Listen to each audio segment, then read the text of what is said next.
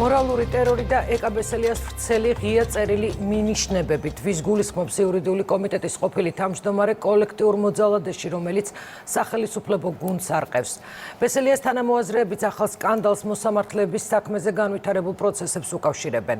წერილი იურიდიული კომიტეტის ყოფილმა თავმჯდომარემ მას შემდეგ დაწერა, რაც სოციალურ ქსელში დეპუტატის პირადი ცხოვრების ამსახველი ფარული ჩანაწერი გავრცელდა.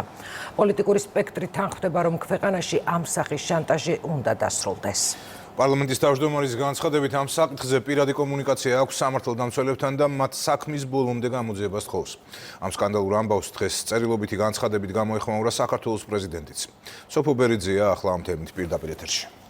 დიახლევან საქართველოს პრეზიდენტი მიიჩნევს, რომ იმ პრობლემაზე, რომელიც უკავშირდება ფარული ჩანაწერების გავრცელებას, აუცილებელია საზოგადოების ფართო ჩართულობით დაიწყოს დისკუსია. პირველი კანონმდებელი ამბობს, რომ ეკაბესელიასთან დაკავშირებულ სკანდალს ბოლომდე გაჰყვება. რაც შეეხება თავად ბესელიას, დეპუტატი საქართველოში არ იმყოფება, ცხადია, რომ ჰქონდა მასთან კომუნიკაცია, თუმცა ამ თემაზე საუბარს იურიდიულ საკითხთა კომიტეტის უკვე ყოფილი თავმჯდომარე მხოლოდ თბილისში დაბრუნების შემდეგ აპირებს. პარალელურად შინაგან საქმეთა სამინისტრო უკვე 2 დღეა აწარმოებს შესაბამის გამოძიებას და 2 დღეა შინაგან საქმეთა სამინისტროში გამოკითხვაზე დაბარებულები არიან დეპუტატ დავით ჭიჭინაძის ოჯახის წევრები, მას შემდეგ რაც თავად დეპუტატი ჭიჭინაძეც გამოიკითხა, რადგან სწორედ ის იყო პირველი, რომელმაც გუშინ კომიტეტის ხტომაზე ისაუბრა, რომ სოციალური ქსელით ვრცელდება პირადი ცხოვრების ამსახველი ფარული ჩანაწერები. დღეს გამოკითხვაზე მისი ოჯახის კიდევ ერთი წევრი იმყოფებოდა, რომელმაც შინაგან საქმეთა სამინისტრო ისე დატოვა, რომ მედიასთან დამატებითი კომენტარი არ გაუკეთებია. კოლექტიური მოძალადე ფრაგმენტულად, მაგრამ დიდი დოზით შემოვიდა ჩვენს გუნდში. შიგნიდან დაგვიწყო რყევა და ჯაყჯაყი. სახელი დავარქვათ ყველაფერს. მოძალადის რეინკარნაციამდე მანძილს ვამცირებთ მათივე ანასხლეტების შეფარებით. ამ დროს კი რამდენს ვატკინეთ გული უსამართლოდ ჩვენივე თანამებრძოლს. აი რატომ არ შეიძლება ამ რეჟიმის მსახურნი გამოვაცხადოთ მსხვერპლად და ვაწინაუროთ მოსამართლის მანტიის როლში. მე ამას ვერ შევეგუებოდი. მე კიდევ ერთხელ შევეხე შიშველ სადენებს და ვთქვი, რომ არ დავიხევ უკან ამ ბრძოლაში. ეს ჯგუფი საკმაოდ ფესვებ გადგმულია და იბრძვის ყველა ფორმით. ეს მორალური ტერორიც ამისი ნაწილი მგონია. ვრცელი ღია წერილით იურიდიულ საკითხთა კომიტეტის უკვე ყოფილი თავმჯდომარე პირდაპირ მინიშნებებს აკეთებს, ვინ შეიძლება იდგეს მის ირგვლივ აგორებული მორიგი სკანდალის უკან. კიდევ უფრო ღიად ამ თემაზე ლევან გოგიჩაიშვილი და დავით ჭიჭინაძე საუბრობენ. ეკაბესელიას თანამოაზრეები პოლიტიკურ ლოგიკას ეყრდნობიან და ვარაუდობენ, რომ დეპუტატის წინააღმდეგ ბრძოლის ამ ბინძურ მეთოდს მოსამართლეების საქმით დაინტერესებული მხარე იყენებს. გამოძიების უსწრაფეს ვადებში ჩატარებას ითხოვს დეპუტატი ზვიად კვაჭანტირაძე. ამ ყოლა დამაზრზენი მეთოდებით ბრძოლა ადამიანების წინააღმდეგ სამუდამოდ უნდა აიკრძალოს და გახდეს შეუძლებელი. ასე რომ სასწრაფოდ კონკრეტული დამნაშავის დადგენა და მისი პასუხისგებაში მიცემა უნდა მოხდეს. თუ ასე არ მოხდა, აი მაშინ მართლა გაფრთხილებთ. მოკლედ, ჯერ გამოძიების შედეგები სასწრაფოდ და დანარჩენზე მერე ვილაპარაკოთ.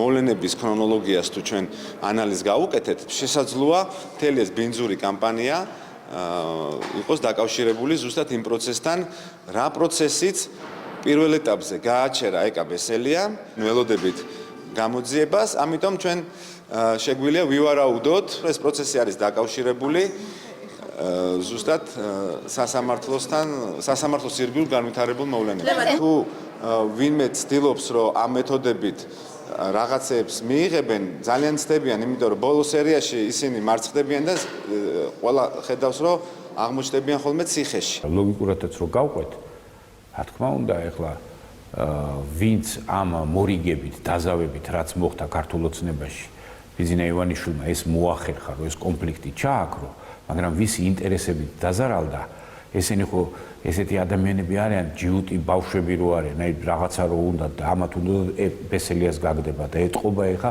სხვადასხვა მეთოდებით ცდილობენ, რომ აი ეს პროცესი გააღვიონ. ეკაბესელიას თანამოაზრეებისგან განსხვავებით ქართული ოცნების პოლიტიკური ხელმძღვანელობა გამორიცხავს, რომ პირადი ცხოვრების ამსახველი ვიდეო მასალის გამავრცელებელი შესაძლოა მართლ პარტიასთან დაკავშირებული პირი იყოს. ქართული ოცნების გენერალური და აღმასრულებელი მდივნები ახლა გამოძიებას ელოდებიან. მართლ გუნდში არიან ისეთებიც, რომლებიც პირადი ცხოვრების ამსახველი ვიდეოს გავრცელების ფაქტს ეჭქვეშ აყენებენ და ისეთებიც, რომლებიც ღიად ამბობენ, რომ ვიწრო აწრე იმ ადამიანებისა, ვის ინტერესებში შეიძლება ასეთი ამორალური ქმედება შედიოდა. მოუწოდეს. პირადი ჩანაწერების სამსახველი ნებისმიერი ინფორმაციის გავრცელება არის, რა თქმა უნდა, ამორალური და საქმე ეხება პარლამენტის წევრს, აქედან გამომდინარე, ბოლომდე მე პირადად ჩავღვები ამ საქმეს იმისათვის, რომ სამართალდამცავმა ორგანოებმა ზედმიწევნით გამოიგნიონ ყველაფერი. ჩემთვის ზოგადად კატეგორიულად მიუღებელია ასეთი დამოკიდებულება, ჩანაწერებით შანტაჟი და ასე შემდეგ. მე მგონი ჩვენ ყველამ ერთად აქ ყველა გავერთიანდით და ეს ყველაფერი წარსულს ჩავაბარეთ. რა თქმა უნდა, გამოძიებამ აუცილებლად უნდა დაადგინოს თუ რასთან გვაქვს საქმე. პირველ რიგში უნდა დაადგინდეს, საერთოდ ქონდა თუ არა ადგილი ჩანაწერების გავრცელებას. და თუ დადგინდა რომ ნამდვილად აქვს ადგილი და ქონდა ადგილი ჩანაწერის გავრცელებას, მაშინ ამას ჭირდება ნამდვილად ძალიან მკაცრი რეაგირება. ადია ვიწროა წრე იმ დაუშვათ ადამიანების ვის ინტერესებში შეიძლება შედიოდეს, ამიტომ ის აჩენს ლეგიტიმურ ეჭვებს. სწორედ ამიტომ ეხლა მთავარია იმ ადამიანებს, ვისაც კომპეტენციიდან გამომდინარე ევალება ციცხადის შემოტანა ამ პროცესში, ძალიან მალე დააფიქსირონ თუ ვინ დგას ამ ყველაფრის უკან. საზოგადოების ფართო ჩართულობით იმ უმნიშვნელოვანეს პრობლემაზე, რაც ფარული ჩანაწერების გავრცელებას უკავშირდება, ღია დისკუსიის დაწყებას ითხოვს საქართველოს პირველი ქალი პრეზიდენტი. სალომე ზურაბიშვილს მიაჩნია, რომ პირადი ცხოვრებით მანიპულირება ქვეყანაში აუცილებლად უნდა დასრულდეს. მოვუწოდებ სამართალდამცველ ორგანოებს დროულად და ეფექტურად გამოიძიონ გუშინ სოციალური ქსელებით გავრცელებული ინფორმაცია. საფრთხე, რომელიც ინტერნეტ სივრციდან კერძოდ არაიდენტიფიცირებადი გვერდებიდან ვრცელდება, საზოგადოებას მნიშვნელოვნად აზიანებს. ამიტომაც მნიშვნელოვანია აღნიშნულ პრობლემებზე საზოგადოების ფართო ჩართულობით დაუყოვნებლივ დავიწყოთ ღია დისკუსია. სისტემური იარაღი ქალების წინააღმდეგ. პირადი ცხოვრების ამსახველი მორიგი ფარული ჩანაწერის გავრცელებას ასეთ შეფასებას სახალხო დამცველი აცლევს. ნინო ლომჯარია ამბობს, რომ სისხლის სამართლის ეს დანაშაული კონკრეტული ადამიანების დისკრედიტაციას ისახავს მიზნად. ომბუდსმენი სამართალდამცველებს მოუწოდებს საქმე დროულად გამოიძიონ.